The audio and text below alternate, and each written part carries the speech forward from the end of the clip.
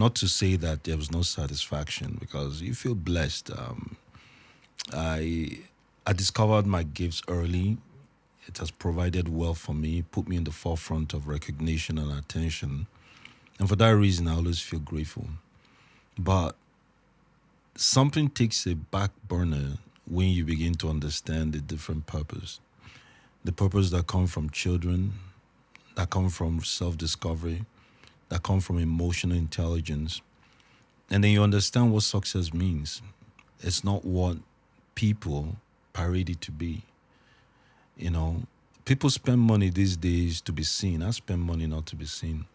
You mentioned feminism there. What is your take on the modern feminism? You know, I call it a crime, an assault of sorts. You know, the perpetrators of this, I won't name the magazine, obviously, for obvious reasons, Right. that push this agenda and this campaign. At the end of the day, they said they wanted to sell papers for just the... am I allowed to cuss on this? Yeah. I mean, we can always blur it out. Yeah, it's a bloody campaign to sell papers, to sell newspapers. The energy of men and women are different. Totally different. In what way? A man comes, of course, a man that is not being emasculated. A man comes in his true power. Right. Our energy, our first instinct is dominance. The purpose. It's dominance, bro. We come in here, any man that is not being jealous, is not redirecting your life, is not repositioning it and trying to impose certain ideology. It does not care about you. What would you say to people who are actually taking the feminism movement to, a whole nother level by saying, this is working for me? Because it's working for some women. It's not, bro. Let's don't mince me here. We're not here. I came on this podcast because you're the realest, and I'm as real as they come. Right. So the truth there is not. It's not working. What you have is a presentation. Social media has amplified everything to create a make-believe conviction of what really is. Behind the scenes, nobody's happy. So what are we expecting in Sin before we round up? Sin is just one of those projects that is really inexplicable. It's something that I think it was my creative bet. Sin is not what you define or explain, it's what you experience. Awesome. So I urge everybody to come out en mass tomorrow and experience the movement that's sin. There will be nothing like it this year. I don't care what you create. Do you know how many people try to sabotage this project? Bro, they tried them. So there's a certain time your intellect stop working and grace starts speaking for you. I'm telling you, I don't know how I surmounted some of the odds where people try to burn me. It is God. They can't explain it themselves how I got away. People reported me. People came on social media and was saying I maltreated them. And there's nothing that didn't happen. Where they were tagging Prime. Keeping you coming back to hospital is a business. The medical practice is a business. Every time I face a crisis or something happens in my life, my mother will say, what is the lesson? What did you take away from this? You're supposed to be bigger from this. What in it made you bigger? And her context of bigger is intellectually, psychologically, mentally. How did you develop from this? What's the propensity that led you to your new road, your new path? What Rubicon did you get to? The reading life was what my dad created in me. When I was a lot younger, he would drop papers, come back. I was a newscaster. Basically, he would come back and tell me what was in the paper. I was forced to read it, ingest it, understand it. Where I fell short, I'll ask an adult because I had a presentation every night. I do with my sons sometimes. I tell them, go research. Come tell me what you think about it. We are conquerors by nature. Yes, Men are leaders, we providers, protectors. Women, that is the part that this whole feminism loses me. Women are intuitive. We're the masters of the world. Women are the masters of the spiritual world. Right. Facts. So when we come to do what we do best, our God-given right, which is protect, provide, there's a protect, provide, and lead. I've come to that blessing where my biggest paychecks don't come here anymore, and it doesn't really matter. My deepest satisfaction And purposefulness comes from here.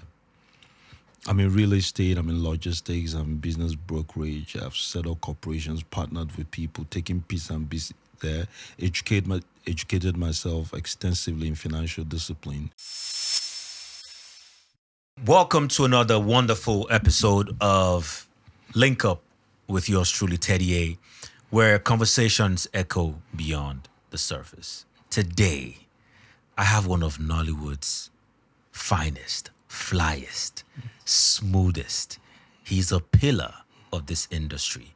He's been doing it and been in the game for over 20 years. Producer, director, filmmaker, philanthropist, Jim Iyke.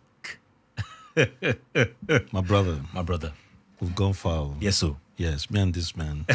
Correct guy. It's like my brother. If I ever wish for a kid brother, no sooner you. I did hear, man. You can adopt me, man. Nah, bruh, you're too much trouble. The adaptation will put you in come trouble. on, don't put me out there like just that. support from afar. I mean, hey, as long as somebody as prestigious as you, Nah, I got you, bro. a stand-up Thank you. guy like you, Thank you, I mean, hey, what else can I ask for? thank you. But it's good to see you again. It's good to Always see a you again. pleasure, It's good to always see a you pleasure. again. How's the family? They're doing Pretty well? good, you know. Yes, Just rolling the punches. They're managing me. I'm managing them. Anyway, my brother, that's my You know? reach, bro. Nothing else. But yeah, so have you been? What's life been like? You've been doing big things, touring the world, raising the family, making the bag. How's life been? Life is a lot more purposeful now. Before, it was an unconnecting haze of activities here and there where one purpose meets another, but there was no definition of a journey of direction. Right. Not to say that there was no satisfaction, because you feel blessed. I discovered my gifts early. It has provided well for me, put me in the forefront of recognition and attention. And for that reason, I always feel grateful. But something takes a back burner when you begin to understand the different purpose. The purpose that come from children, that come from self-discovery, that come from emotional intelligence. And then you understand what success means. It's not what people parade it to be. People spend money these days to be seen. I spend money not to be seen.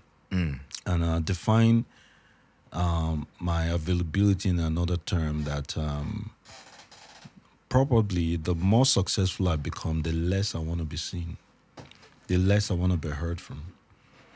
I think that's what success means for me now, that the less people hear from me, it's Right. most likely that Right. huge things are happening. Right. So that is what life means for me now. I see it through the prism of my son's eyes. I educate myself through their eyes. I see it through the prism of my PAs, my staff, people I work for, younger people my age as well. I see it when I have conversations with you. You're a very deep man. You never regard. And I see it when I make mistakes or fail. So my definition of success has taken a whole different leap and bound. And it has made life a lot more purposeful again, I reiterate, for me. I love the fact that, first of all, I appreciate the compliment. A lot of people don't know how deep I am until Don't you blow get your to. horn now, my nigga. I'm just saying, Calm come on now. Come on But it's now. true. I mean, what it is, what it is. Yes, sir. Yes. So, you're very, very well calculated man. Like I said, I call you a man's man. You had a hiatus, Yes, sir. right? Yes, sir. In the industry. People didn't hear from you. And I would say in your era, you would probably be one of the most misunderstood actors. Yes, sir. Was there ever a point in your career, because now this is Jim Iyke, the man, full of wisdom, full of patience, like you rightly said, emotional intelligence. Was there ever a time when you felt, man, this is not, I'm done with this. Yeah. I'm done with the game. I need to move on to better things. Yeah. Was there ever a time? Every day even as I sit here.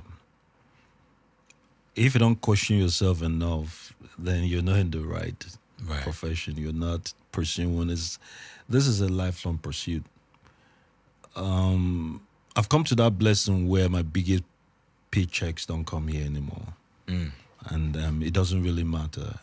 My deepest satisfaction and purposefulness comes from here.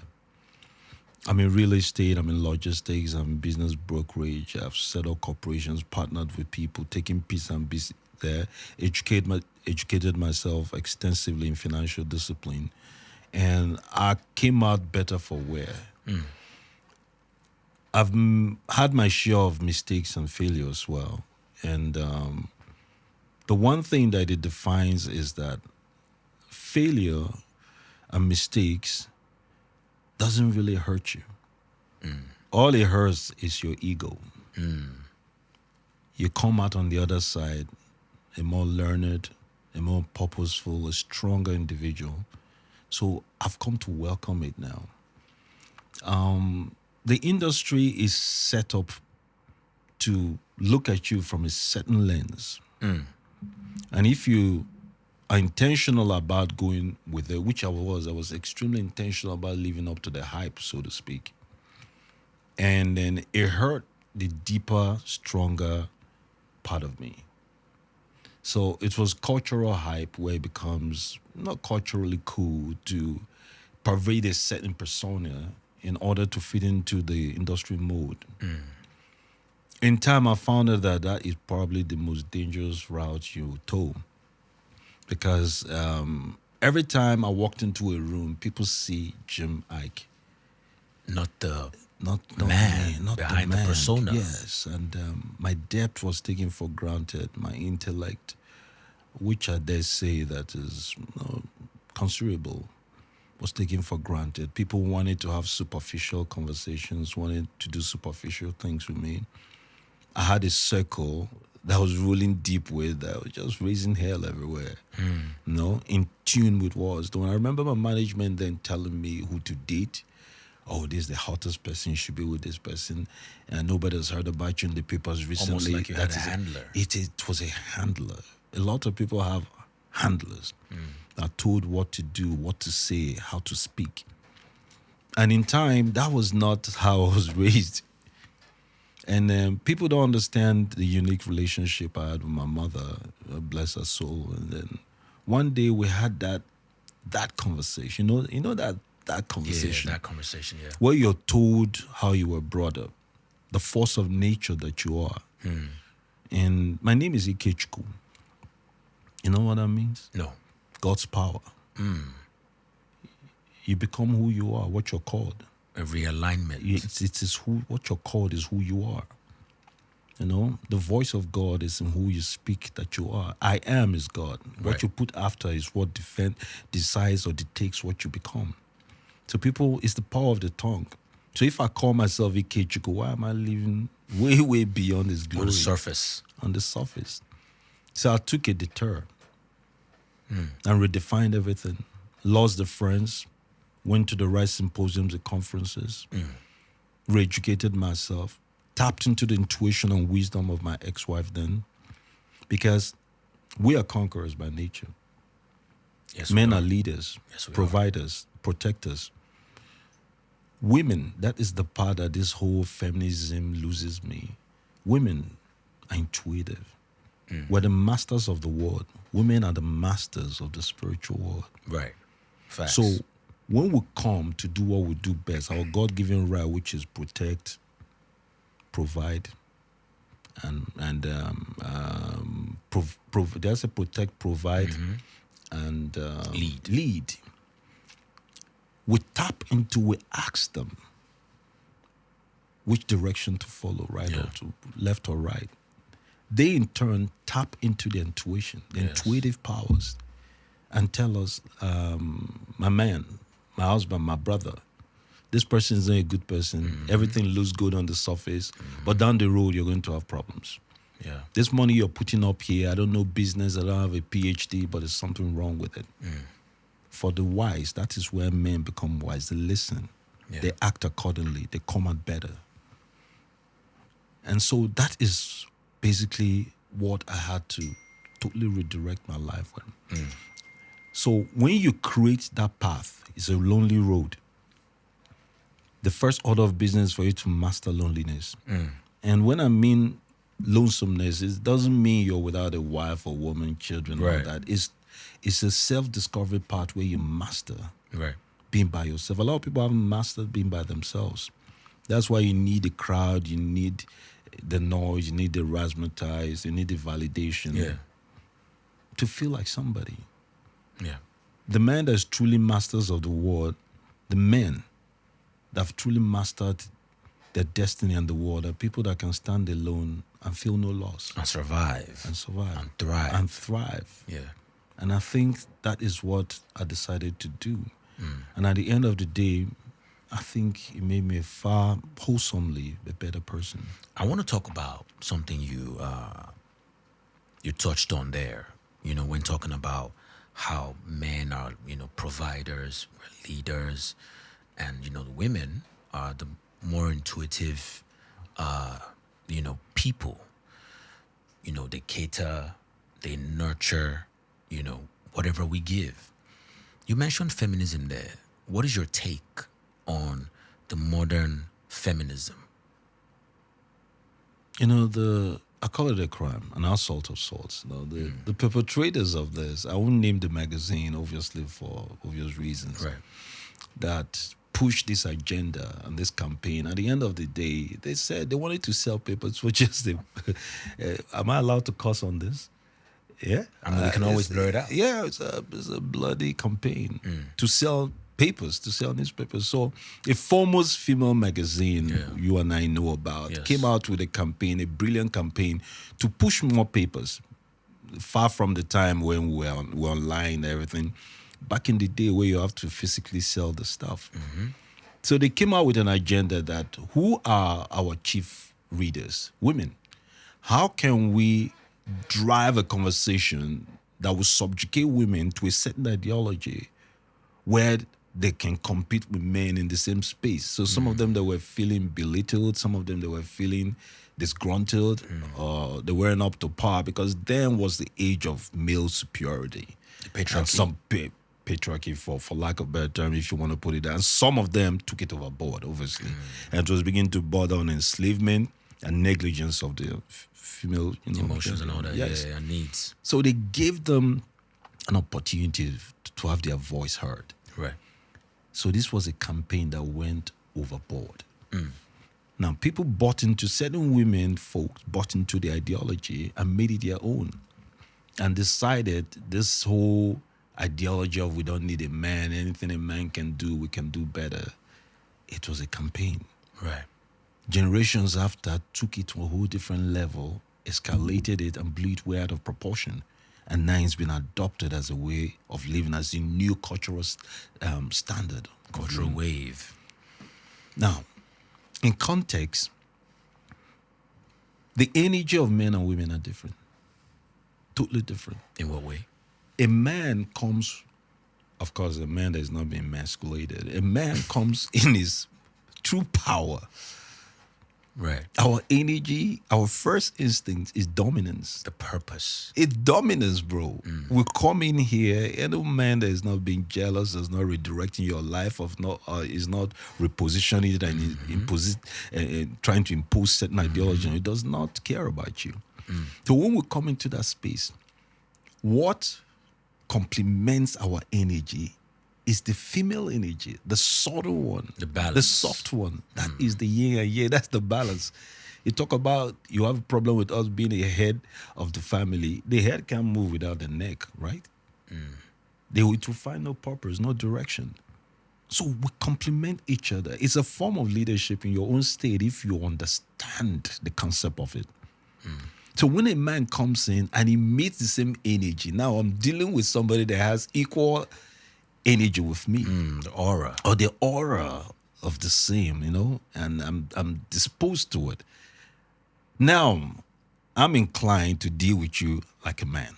Iron the sharpen iron. Bro, it becomes, the friction is unbelievable. It brings sparks. But if I come in my hardness, my granite, aura, and amid softness, I mellow down. Yeah. When I'm shouting, you're soft.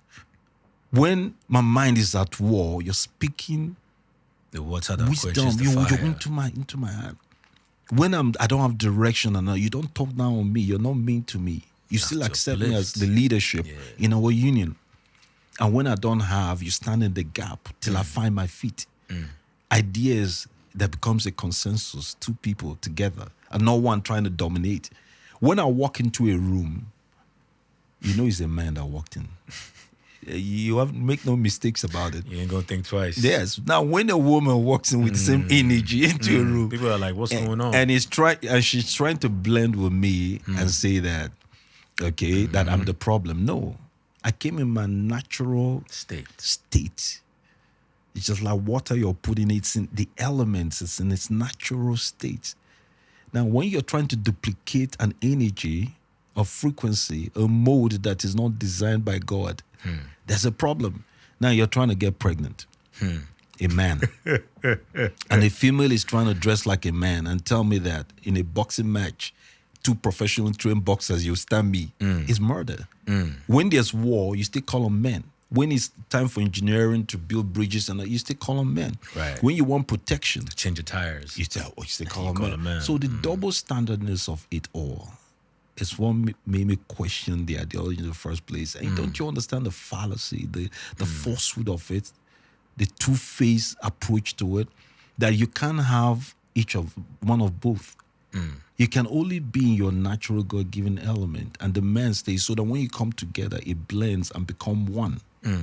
That is what they're yet to understand. I mean, I love the fact that you've touched on this particular conversation, because people would often say that this is, like you said, it's coming off of a magazine and is a doctrine and a movement that is meant to sort of they shift admitted the power. the paradigm. They admitted it recently. They did. So there you go. And I feel like they always do, because for them to own up to their wrongs or Absolutely, their deeds, because, you have to say what you're doing. That's the source admitted. So it's been admitted that these things are on purpose. But what would you say to people who are actually taking the feminism movement to, a whole nother level by saying, this is working for me? Because it's working for some women. It's not, bro. Let's don't mince me here. We're not here. I came on this podcast because you're the realest, and I'm as real as they come. Right. So the truth there is not. It's not working. What you have is a presentation. Social media has amplified everything to create a make-believe conviction of what really is. Behind the scenes, nobody's happy being another person. I'll give you something for context. There's a lady, a well-known, out of respect, I wouldn't again mention names because I decided that whatever I do. It's all good. She's famous for it, but you can Google. I can give you clues. Go Google where she woke up and decided she's a foremost feminist advocate back in the day. Not too long ago. I'm talking less than a decade ago. So she's famous. She's well known all over the band. Has symposiums, conferences where she goes to speak on female empowerment of feminism endangerment, or why we should take back our own, all that nonsense. Yeah. Recently, after a while, she decided to dress as a man. Interestingly, and go into the world to experience life as a man. Yeah. And she went in there.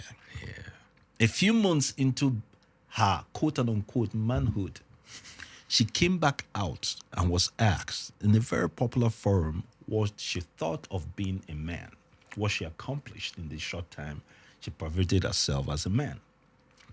She told me that men are suffering. She said, not me, I beg your pardon, that because I think this is so personal. So it was like I was in the same room with her. Right. She said men are suffering.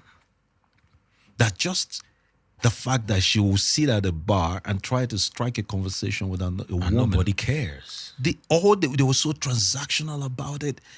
And then whenever she invested emotions in a relationship, I was hoping for some measure of return. All these people wanted to do was a selfish inclination, the ulterior motives, and the fact that everything they did bespoke for themselves alone and That's not crazy. as a couple. She said it was totally singular relationship or not plural in the world of dating. That's crazy. And guess what? It drove her to depression and she eventually took her own life. Really? Please check this. I'm extremely fortified in research. This social experiment failed. She took her own life. I said, less than a couple of years of being a Where man, you you test killed this yourself. We are living this life every day. On a daily. No, Born live, into no, it. we're born into it, we grow into it, we live in it, we die in it. Do you understand what it means being a man now? We are the least appreciable. Have you ever gotten a Father's Day gift? Man. Even though my wife loves me to death. Bro, I mean, we're not contesting that. But have you received? I just want to ask my fellow people, let it be like, I don't want to be like I'm the only one out there. I mean, those things don't. Okay. It doesn't even work. It doesn't even, do you know you're seeing, you're even, I ask my people, hey, don't nobody remember to say, oh, you have everything. I say, you are got you everything. people for real? Yeah, you got everything. We feel, bro, miss one Mother's Day gift. They have and see about what 8. happens. This doesn't that right there is the length and breadth and the span of our entire existence. Yeah. We're the most unappreciated Species. species. The father is the most unpopular one. Is the one that instills discipline. Yes. Is one that upholds the vision of the values, family, the value of the vision, yep. family. So it's not a popularity contest for us. You come in there to be known, to be popular. You come in there to be liked. You raise weak kids. The nurturing and the love should go to the mother. The Yes. discipline and the hard life and the preparation for the wider scope of life should be for the father. For the real world. I'm not my kids' friends. They know it. I love them to death. I'll take a bullet to them. I'll die first before they come to hurt. But they know when I walk into a room, it's time to learn a new lesson in life. If you want to cry, go cry to your mom. And what I'm raising are extremely intelligent, extremely capable children. I love that. If you love to be a part of this wonderful show, link up on Echooroom with yours truly, Teddy A. Make sure you send us an email at the details at the bottom of your screen. Now, Mr. Jim. Yes, sir. Before we go on to something very important, one of your major projects, I want to talk about Nollywood. Still talking, speaking on men. Yeah. There's a lot of mental health issues, or there are a lot of mental health issues going around right now, going on. What would you say is really happening, with the health of men mentally, when it comes to Nollywood? Let me break it down, and hopefully in the safest way that we all understand. Right. 2 ideologies, or rather 2 philosophy, masters of philosophy that have been taken strongly into account in everyday, existence in modern days. The one created by Adler, and the one created, on the other hand as well, by Freud. Now, Freud is of the ideology that your childhood stage, whatever wounds and traumas you suffered in there, you need to deal with that. Sigmund Freud. And thereby, create a propensity for healing. That you have to go back to the yesteryears, to your early upbringing, your parent, the kind of parenting you got, the kind of people that were instrumental or influential in your upbringing and all that. And then, of course, Adler had a different ideology. While you take cognizance of your past life, delving into your subconsciousness is probably the way to go. Where you can more or less, not heal, more or less biohack your subconsciousness into believing you're an extremely gifted, extremely capable person of living a very satisfactory life. If you will it. It's just a question of, you want to live in the past and blame the doldrum of your present life in the kind of childhood drama. We've all been through this drama. A lot of us, when we're out in modern days or with modern people, especially people, foreign people. I'll tell them how we're beaten to stupor when we're out of order, when we're out of pocket, what our parents did to us as a form of punishment. They feel traumatized. Yeah. How did you survive it? Yes. How are you still standing? But we came out stronger. We came out more purposeful, more willful, more succeeding. As against you guys, a little thing you break apart. Okay? You're seeing a Every therapist. little thing you're seeing therapist. Who has therapists ever helped in this life? I'm telling you, I remember when I was going through grief and my ex was talking about, we need to go see a therapist. You can't continue. You're running to Yes, I was running to depression. I just lost the person that meant everything to me in this life. But I know how I was raised. I knew I wasn't going to sit with no stranger and start talking about my life and start giving me advice when he doesn't understand my culture or my personal relationship, who I was with. That is totally the wrong approach. I delved into the depth of the strength. They raised me with the resilience, the ability to survive trauma. I took off to an island, paid for the island for a month, stayed there and told myself I will surmount this. So what about people who don't have the funds? It doesn't have to do with fun. There's so many other ways. The biohacking can come from you just willing yourself and telling yourself, how do people that come from extremely impoverished background rise to be on top of their game, rise to be purpose. successful? Because they surmounted whatever misgivings or whatever shortcomings their background offered them. They woke up and said, I'm going to be like that guy. Whatever it takes to be like that guy, I'll biohack my consciousness to becoming that guy. Yeah. They became before they became. Yeah. The failure, the mistakes, the mishaps, the downtroddenness, everything that's surmounted into their present state, they refuse to become that person. Facts. They chose the person they saw and envisaged in front of them. Facts. And that is the Adler ideology. So I don't believe in depression. Forgive me. I've been there before, and I know how I got out. I got out knowing that I was superior to this. Above all, then I had the God factor. So for men in our mental state, I just feel that what we need to do is understand our purpose. Yeah. It's not love a man needs. I hope you understand that. Yes. Every time we discuss a union and a union between a man and a woman, men are not looking for love. They're looking for respect. Respect. They're looking for recognition. That's the currency. That's our emotional currency. Right. Okay? A woman that will appreciate your little efforts. We've seen men that are not that guy. But because they were with the right woman, they rose to become that guy. Just because a woman spoke into your ear to tell you can't be that person. That person doesn't have two heads. Our parents used to tell us that when we come with the wrong result, the person that did first, does he have two heads? It will motivate us. It will fire us up. And we'll go back there and do the unthinkable. For me, it's the critics. I seek out critics. I look at the naysayers, the haters. They're my fuel. Every time they say something negative, I won't come out. I won't do the virtual signaling. I won't do the cloud chasing. I will just say quietly, I'll show them. And every time I become complacent and begin to relax and I look around and everything is good, I say, wait a minute. It's working. It's working. So, but once in a while, when I want to do the unthinkable, I seek out haters.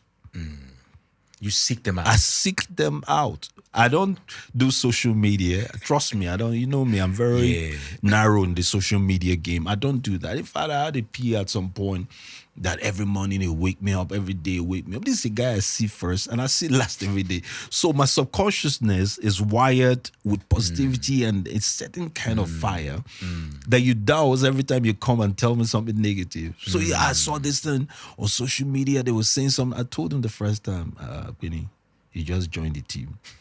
This is not the way to go to me. When I wake up in the morning, I'm full of perpetual praise. I just finished worshiping God. I'm a conqueror. I'm about to go out there and take over the world. And you're telling me about some negative small people are talking about me. I don't want to hear it. The 2 weeks later, I will come back to me, oh, boss, wait, you can't believe what they just wrote. And he's trying to open. Bro, by the next one, I fired him. And this guy was one of the most proficient PA. I know my PAs out there, they probably feel bad. He's one of the most proficient PA I've ever had. But because of his propensity for negativity, for bad news, the energy, the frequency was always trying to put out my fire away. I had to let that dude go. It's the same when you talk about mental health with our men. So it's basically what you let in. It is what you let in. It's always been about what you let in. The more you stand away from the negative crowd, the better you will be. The more you lose yourself from that whole social media, because that's where the madness happens. Yeah. The better you will be. The more you focus. It's the law of accumulation. Yes. So the law of accumulation basically states that every little thing you do somehow adds up. Yeah. The 6 a.m. I wake up to go work out, it adds up eventually. Yes. The little time I spend studying, it adds up. That's why we're both proficient in what we Yes. speak about. And Yes. because we did some studying, some research when someone else was sleeping. Yes. Okay, every time that I had the urge to go show out and buy some crazy car and everything, I decided to do, gratification. Yeah. And a little bit of and invest in something. It adds up. Yes. So every time you expose yourself out there to the negative energy of social media and other people around you and go with a virtual signal, it adds up. It does. So the more you imbibe the positive energy, the more you imbibe the right thinking friends, the more you imbibe go-getters around you, people that speak life into you and wisdom, the more you hang out and listen to the person that's truly yours. I'm not talking about these women that are out there for others for whatever. that are available. That you're the purpose, you're the vision. And follows you everywhere when you're getting right or wrong, and you listen to her. Because when a woman is in tune with you, her intuition for you is heightened. Right on. So when she speaks life into you. And when you tap into that life, my brother, your growth will be exponential. And that is what it's all about. They miss it when they deviate and go for the eye candies and go for the normal do and go for the trophies and hang out with the fair weather friends and they want to be seen. You can't have both. You can't be seen and heard and succeed in certain circles at the same time. That's I love the fact that you always speak truth to power. It's quite evident that a lot of self-growth has happened over the years. Yes, sir. And before I ask you other questions, I want to ask you about your current project right now. It's called Sin. Yes, sir. First Kill. Yes. Man, I mean, I'm not gonna toot my own horn, but you know what I'm saying? My brother was in it. I was in it, And when I read that script, Yes. I was like, golly, where this man does not do ordinary things. Thank you. I mean, I felt bad, with my role, but hey, I'm like, it's my big. promise you. I'm like, it's my Part three is big coming, bro. bro. I'm like, it's my big bro. I do it because that story. Yes. Oh my goodness. So, talk to the audience about this film. How did it come about? A lot of people don't know that the one thing that perhaps paralleled my acting prowess is writing. I've been writing since I was 7. It just hasn't found its right stage and its right, platform for expression. I became famous, relatively for acting, and then people didn't want to see that other part. My ability to dive Because they into fell in love with that. Yes, it became when a certain skill set run away and Right. leave the other one behind, Right. and you're left to nurture that privately. I read extensively, as you know. I consume a Yes. consumer of books, of Yes. journals, of Yes. whatever it is that impact any kind of knowledge for good. Mostly, I consume. I consume so much. There was a time I was reading an average of 4 or 5 books a month. Seriously, I was consuming the reading life was what my dad created in me. When I was a lot younger, he would drop papers, come back. I was a newscaster. Basically, he would come back and tell me what was in the paper. I was forced to read it, ingest it, understand it. Where I fell short, I'll ask an adult because I had a presentation every night. I do it with my sons sometimes. I tell them, go research. Come tell me what you think about it. How old are your kids? We'll delve into that soon. This My first is about 12. okay. My second's barely. Oh, they 6 grown. months. They grown. Yeah. So so at the end of the day, when I thought about sin, I was looking for a project after back comment. I hate the slapstick, you know, movies that people walk into theaters, watch, have a good laugh, come out and feel good about themselves. The dopamine that it activates just gives you, and you come out and say that's a great film. No, I create movies to shift paradigms, to provoke debate, to elicit conversation at the highest level. Right. Make people think, make people quarrel even. Yeah. When you create a project that people love too much, that's not creation. You didn't excel in it. When you create that is so vile, it's extreme for people, that's not debate. Now, when I create a project where people are like, what gave me the audacity to do that? You know, politically, you've ruffled few feathers. Every echelon of our culture is having a debate, a conversation. People are looking at themselves in the mirror like, where do we stand in the confines of this narration? Yeah. What frame of reference affects us? Yeah. That is creation. That is what I do. Yeah. I remember when we delved into the ecosystem of back comment, that ruffled feathers. People had a closer look at themselves. People came out to say, damn, that was me. Or, damn, I didn't know I was like that. They could resonate with They it. could resonate with it. They could come. The impulsiveness was able to register a certain, familiarity with it. So sin is like that. People don't understand how close to home the drug epidemic is. When I decided this was what I was going to do, I was looking for a project. I was already in conversation with Amazon, and I was looking. What we wanted to do was back comment 2. I already submitted that. They were in tune with it. We were we had extensive conversations about budget and everything. It was going to go. Somewhere in the middle of it, I was in my office where a group of guys, they're in Abuja, they call themselves Subotora. Okay. It's led by Emil, a friend of mine. Okay. The Japanese guy I was telling you about. Yeah, okay. So he came to my office. Hey, I have some scripts. He has 5 stories. I said, pitch. So I found a day where I could sit down in my lobby and say, hey, let's talk about this. And we did. And he pitched 5. Immediately I heard sin. I said, this is what I want. You knew he was the one. This is what he didn't, of course, it was a skeletal state of it. And I said, this is what I want. Bro, he didn't leave until I acquired that IP in my office. I made him an offer he could refuse. I've transferred that before the paperwork started the next day. I knew he wasn't supposed to leave my premises until I've acquired it. And when I got it, I said, okay, I have my job cut out. Now, there's a way my mind works. My mind works in compartments, in a sense. Whenever I'm about to embark on a project, maybe real estate, be logistics, be business brokerage, every of my other endeavor, I compactualize it. I say, first of all, what skill set do I need to acquire to be at par with this? What skill set do I have to acquire be an authority in this to be field? an authority? I have to be a master when I speak about this. Right. When I delve into this, I go about acquiring it. The next one is that who do I need? What skill set don't I possess, or because of the short span of time that I cannot access, but somebody else has it that I have to bring to my team?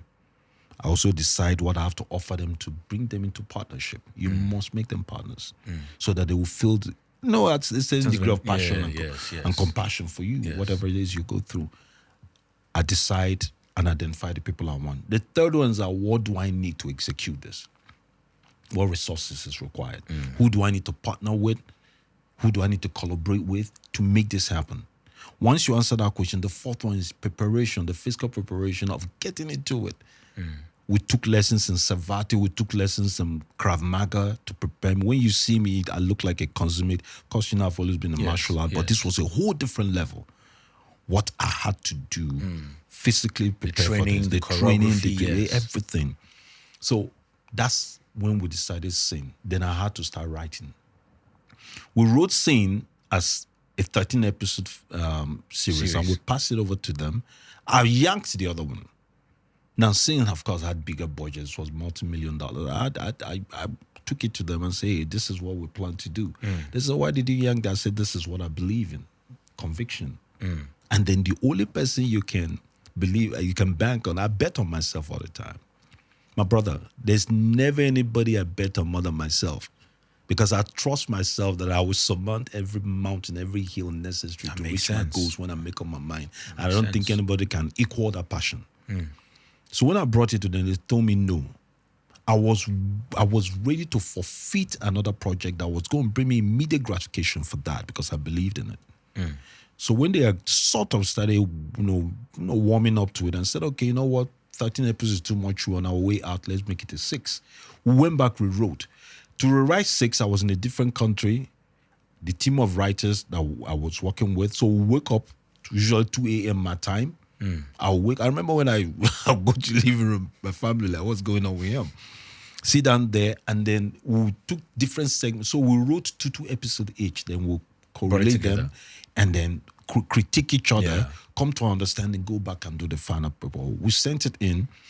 The again came back to us and said, you know what, we kind of thought about it, 6 will be able, let's do feature. You see, people don't understand. We say, okay, it's a feature. Okay, so what we did with that, we now crunched it. Crunched it. Yeah. Teddy, you're the guy. We crunched it together and sent it back. They accepted. We started agreeing on budget. So while they were agreeing on it, they were still sort of, you know what I did? Now, this is the risk people don't understand in the backstory where they say, oh, he doesn't deserve it. Sometimes I sit in a room where people are saying, oh, he just lucky or he connected with somebody. You know, when they speak of other persons, I put myself in that context and say, they probably talk about me like this. Same way. Well, guess what I did? That I know that a lot of people won't. Most people pitch ideas to these big platforms, right? They do. You know what I did? I shot the pilot. So I took my own resources, over 30, 40 million, and shot the pilot. Now, do you know what risk is involved in shooting a pilot that they could easily discuss? They wouldn't accept. That's money down the drain. Yeah, yeah. So by the time we had the next conversation, they were like, this idea, I don't know, we see it, but we don't see it. I said, let me help you. I sent them the pilot. That's what changed the paradigm. That's what shifted the paradigm. They were like, I say, yeah, we could have said no. I say, yeah, if you say no, that's the risk I'm willing to take. That's to tell you how much I love this project. I can't verbally believe in it. I can't verbally attune to what I want to create. I want you to see it with my own resources. I didn't ask you guys for a dime. Just see it. So they watched the pilot and bought the idea. I remember one of them telling me, you know why we finally accepted this? Remember, they were on their way out. They said, we've closed doors to business over here. We took this because when we sat down to talk to the head of, and they said, what did he say? He shot the pilot. Did we fund it? No. He funded his pilot by himself. We could have torn this down, but so if he believes in so much, let's see it. They didn't want to see it. So when they saw, they were like, wait, there's something here. Let's fund it. Period. That's crazy. And that's how we created Sin. So when we came on the set of Sin, right? Don't forget it was originally documented as a series. Series, you know how it is. You have to drag out the time. Every hour has to, we make it as so you can tell a whole story in 40 minutes, in 1 hour, 20 minutes just dragging and dragging. You have to offload to squeeze it into 2 features. Yeah. So I had to do rewrites. I yanked 182 scenes and rewrote 110 scenes in Sin. Wow. So even yours was rewritten.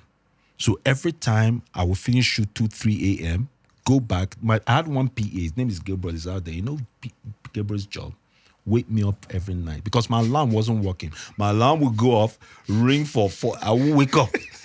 Baba was not waking, So he would come, bang on my door, open door, wake me up. So I'll wake up around 3 a.m., write for 2 hours. So basically I was getting 2 hours sleep a day for 2 months. That's crazy. Because every day I had to churn out 5, 6 scenes of rewrites. That's crazy. That is what happened in Sin. And when people watch it at the end of the day and see the exemplary work that we put out, they would think, no, my brother, no, it's not for everybody. That's dedication. No, it's not for everybody, my brother. It's not for everybody. So that is what it took to create that. So this comes out 24th? 24th July, part 1 comes out first kill. Part 2 comes out 22nd August. It's called Blackout. Oh, there's a part 2. There's a part 2, my brother. What you were saying? No, we're commissioned to shoot part 1 and 2. That's why it took 3 months in 3 countries. So let me go back to Amazon This is going to be on Amazon, correct? Yes, Amazon Prime. Amazon Prime. Yes, So it's an original. absolutely. Amazon left Nigeria, Yes. according to. Do you like what's the story with that? Because I'm hearing it was about greed, it was about gatekeepers. The projection didn't work as they anticipated. The gatekeeper mentality, of course, worked, where some people went in there, got contract, got contact, and refused to let other producers access. Why do they do that though? That's the Nigerian mentality thing. Where they chop and no one make another person go chop there. It's ludicrous. It's annoying. Do you know how many people try to sabotage this project? Bro, they tried them. So there's a certain time your intellect stop working and grace starts speaking for you. I'm telling you, I don't know how I surmounted some of the odds That's that where God people factor. try to burn me. It is God. They can't explain it themselves how I got away. People reported me. People came on social media and was saying I maltreated them. And there's nothing that didn't happen where they were tagging Prime. They were tagging Prime. Bro, some of them tagged Prime. They would call me and like, hey, what's going on? I said, I'm in control of this. The reason you release this budget, the reason I have 100% control, the reason I own the IP, the reason I'm producer, executive producer, and lead is because I understand what I'm doing. The day I call what I'm doing into question, I will invite you in my fold. For now, your job is to wait till I deliver the last asset. That's crazy. And the day I don't deliver the last asset, there's a court. It's that simple. It's not difficult to understand. It's not something that you approach with nervousness or panic. Or fear. Every time they call me, I put them in their place. Respectfully. Allow me handle my affairs. I can't be shooting with well over 2,000 actors working for me on this set and you expect I'll please everybody. Right. Can we just get rid of the nuances and focus on the job? And then my eyes never left the ball. Why are my parents' supporters going to be the ones that distract me? These are all distractions. And we stayed on it. So it's the gatekeeping was real. The projections, of course, what Netflix suffered as well, when they thought they would have millions of subscribers. My brother, this is Nigeria. We're way too smart. Our semantics for words will never convey our ulterior motives. We're raised differently. So we tell you projections that are way overboard of what we're likely to achieve, bring you in, take the profit, and deliver something else. That's what we do. So they thought they were going to have millions of subscribers. What they had was a family with about 10, 20 people hanging on each subscription. And they could barely make the 200,000 The mark. crazy thing about what you just said now about subscription is you see them on WhatsApp, My brother, on Snapchat, bro, Instagram, they asking everywhere. for login Guy, you information. get fan now. That's crazy. I never watched this film. I feel borrow your Like, password. it's just 4,000 and or they something. come and bro, the cheaper it is, the pettier we are. That's you know crazy. it, man. That's I've seen crazy. billionaire, bro. I have a cousin that's a billionaire. I say, guy, he was abroad somewhere. I say, guy, if you borrow your password, I'm like, thunder fire you there, my nigga. This one, thunder supposed to reach you for that London where you did. Make you You collect. actually woke me up around 11 p.m. after all my time in the office to ask me for password. He said, they bored now. These people did. I said, my brother. How much No, is bro, $5? Bro, dude is easily worth 50 billion. Crazy. He was borrowing password. Doesn't that tell you the extended, mentality, the yes. wholesome mentality of our Yes, people? You yes. can't win with this game. So they left. And a lot of people question, how did he get it? When Yeah, they've because I was gone? going to say, for you to have, No, got an original from Amazon. I think the one act that really, in a sense, put my persuasion in my favor was the pilot. Yeah, the pilot. And then I think whatever mileage the pilot got to, God decided to bless. Because how else with your position, the sabotaging, the naysayers, the negativity, and a whole bunch of, God forgive me, white boys sitting on the table that think I didn't deserve this because I have this skin or I'm Nigerian. And then at some point, I just knelt down, bro. I remember I was in my apartment in Houston, and the subject came up again, whether they should or they shouldn't. I'd had countless meetings. I want to tell you this because it's important. People need to understand how God plays a role. I remember I'd had countless meetings. The next meeting now was, this is done, we're on our way out anyway. I remember I knelt down and, I did I have a charity, this foundation. Okay. My sister runs for me that I do. I don't do this virtual signal where I'm carrying a camera around and blessing people. No, I raise money amongst extremely successful friends of mine, and we lift people, fund businesses, raise orphans, raise widows, give them a better life, standard of living, and I was inclined to do it. We usually do it once or twice a month, but I called them out of the blue and told my sis, go do one. Funded it extremely, traveled. When they gave me that news, I sat down and told God, listen, I have an understanding with you. There's a way I speak to God. So I have an understanding with you. And for the main part, I've been doing my part. I'm not saying I'm not sinful. I'm not doing that and that. But you see, this economic empowerment thing, I've done my part. I've invested in people. I've done a lot. I want you to show me your hand and do this one for me. I'm not asking I have 5 different projects hanging out. 1 or 2 of them were still sourcing funding. I said, but you see this one I want. Because I've not made a mark in this industry for a little while. I've buried so much of my mental, my intellectual and psychological resource in this. I want this one to work. If it doesn't work, nobody will know the way I operate. Nobody will know. That. If it works, nobody will know too. Because I had this contract since late last year and nobody knew about it. A year before, nobody knew. I said, I want this one. If you are God, as you always are in my life, I want this one. And I went to sleep. 2 days later, my email opened it. Oh, we've been looking for what's going on. Do we have an understanding about the last discussion we had? Yeah, we want to move forward with it. Will this figure work for you? I said, absolutely. Let's move forward. Can we get this signed in 48 hours because we're going for Christmas? End of story. What do you call that? As God. God is good.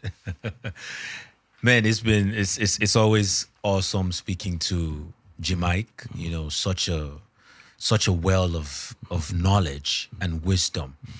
If you'd love to be a part of this show, link up with Teddy A. Make sure you send us an email at the details at the bottom of your screen. Now, before I let you go, it's always awesome talking to you. Thank you, sir.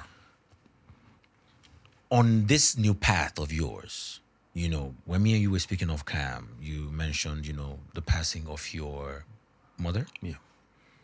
You said you switched to alternative lifestyle, right? Which is herbs. Talk to me about that.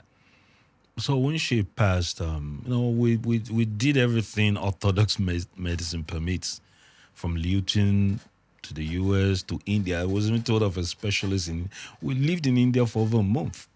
For Sukkot, I flew my dad, my sisters out there. We took, India hospitals are different. It was like a top luxurious suite. Well, we're there for almost a month, and it was becoming better. She was getting better. The whole situation was becoming better. Yeah. But eventually, when I lost her, and I came out of that dark room and saw the light again, I started questioning. So my mom always, every time I face a crisis or something happens in my life, my mother would say, what is the lesson? What did you take away from this? You're supposed to be bigger from this. What in it made you bigger? And her context of biggers, intellectually, psychologically, mentally, how did you develop from this? What's the propensity that led you to your new road, your new path? What Rubicon did you get to? How did you rise above it? I said, instead of grief, again, that brings us back into the question of what path you choose. Yeah. When you come to the Rubicon.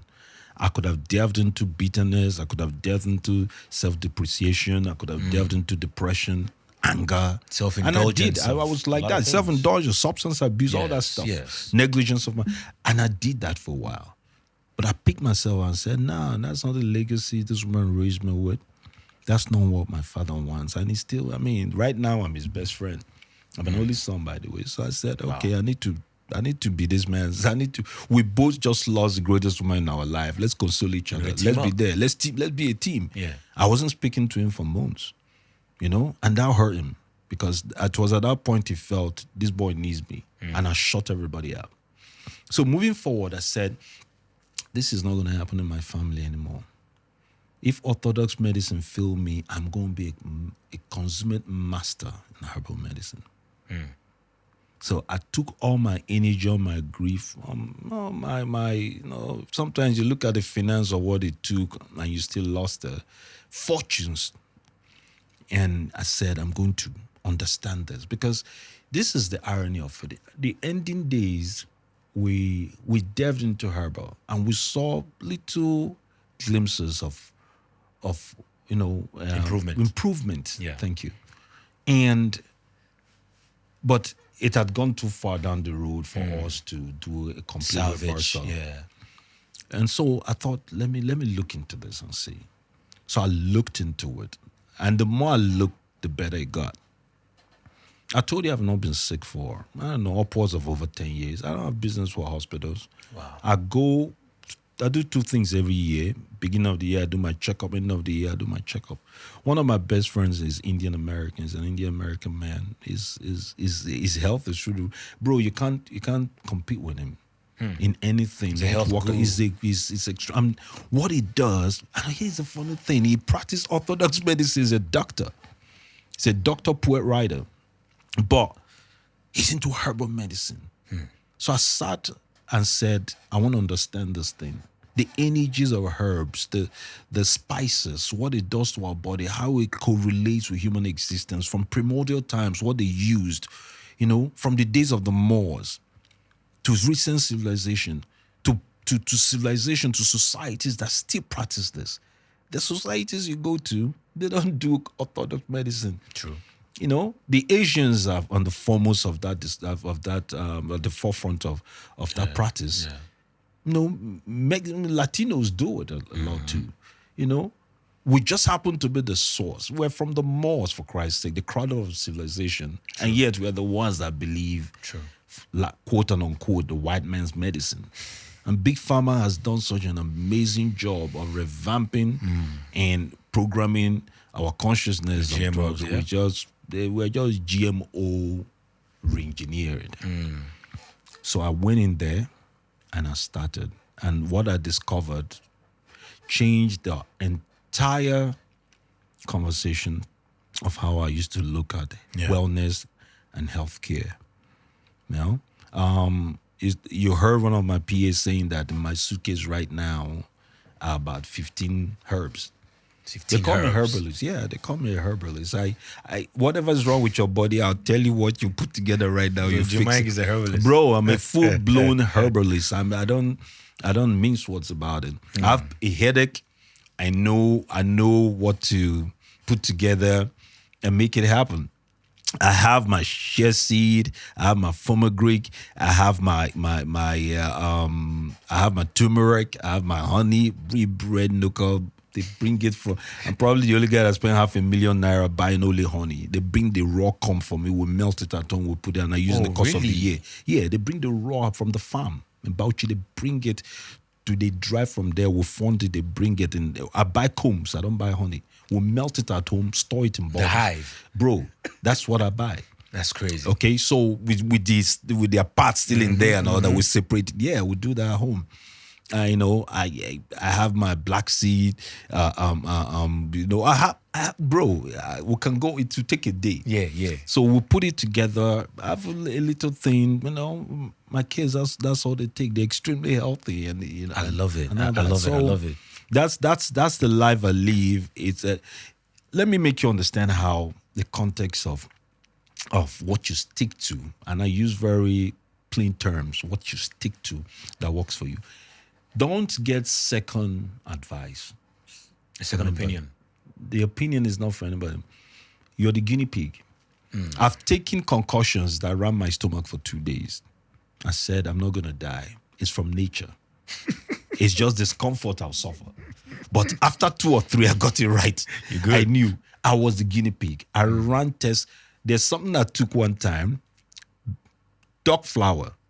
Bro, I was seeing my ancestors.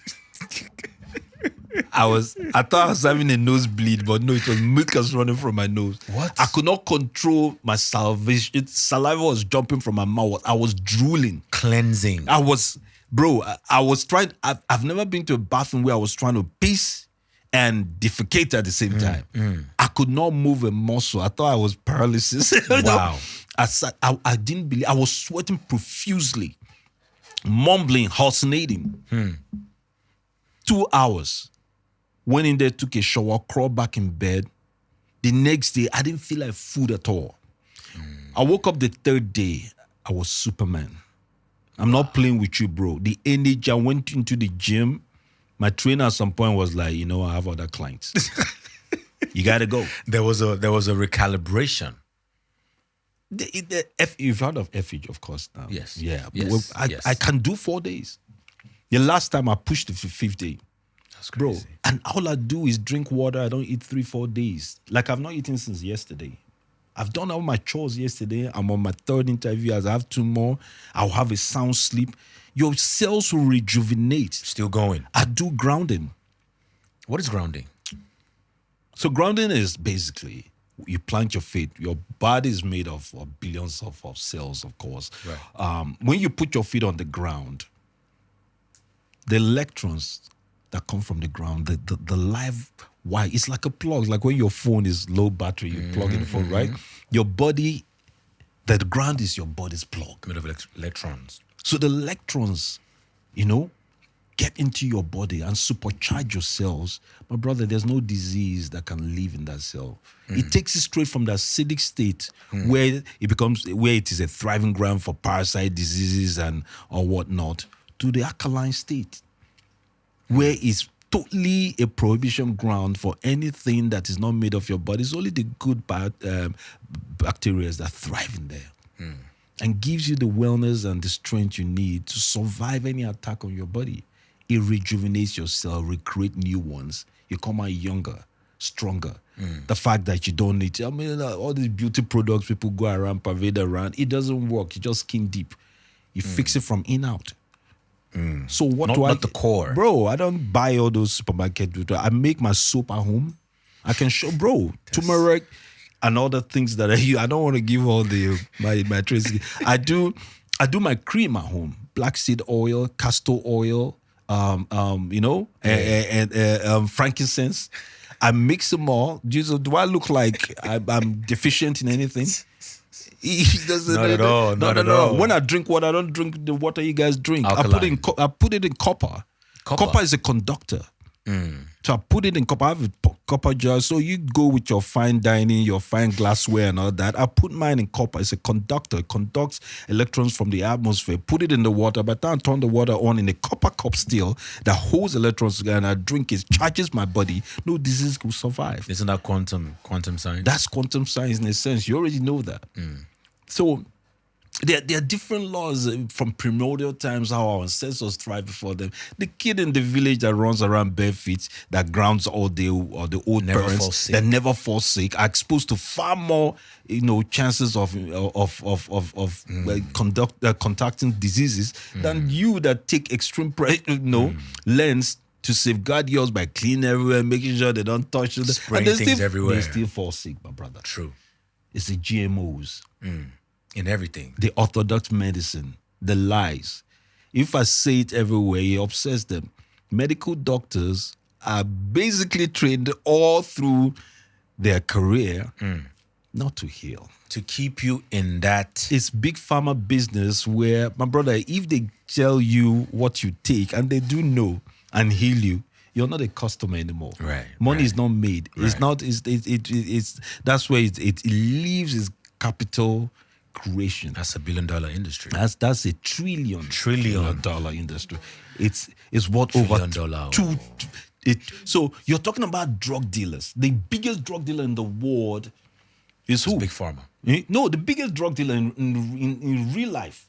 It's who? I don't want to. I don't want to. Okay, so that dude is the biggest drug dealer in the life. But was it worth up to 100 billion? No. So you're dealing with a corporation that's worth over $3 trillion. And you're telling me that the ruthlessness of one it does not surmount the other. If you had 1 trillion, do you know what kind of resources that will avail you? Including if you decide to be ruthless or quiet your position, what length you follow. Yeah. True. So that is where the problem is. These ideologies have to be fed through the curriculum, the medical curriculum has to be fed through the practitioners in the health industries, it has to be fed through the pharmacists, it has to be fed through the health program itself. The healthcare program, they're all shams, my brother. Yeah. At the end of the day, the only recourse is what you control within your hands. True. And what I know I control is go back to the primordial times, what survived my ancestors. The body chemistry never changed. Times changed. Environment changed. But the body, you're not supposed to feed the body like that. The body is supposed to thrive on one meal. From primordial times when our ancestors wake up and go hunting, and then they get the meal, they eat the meal, it's down, it's dusk already. You need to get back into the cave before the wild animals come out. Isn't that right? True. So you eat once, they survived it, they kept them healthy, kept them strong till the next day. Now you're loading your body. Do you know each time you eat, it takes 72 hours for the entire cycle of digestions to follow? That's crazy. By the time you walk your body, everybody say 3 square meals. What made it square? You're killing yourself. Breakfast is the most breakfast is the important worst meal food. ever.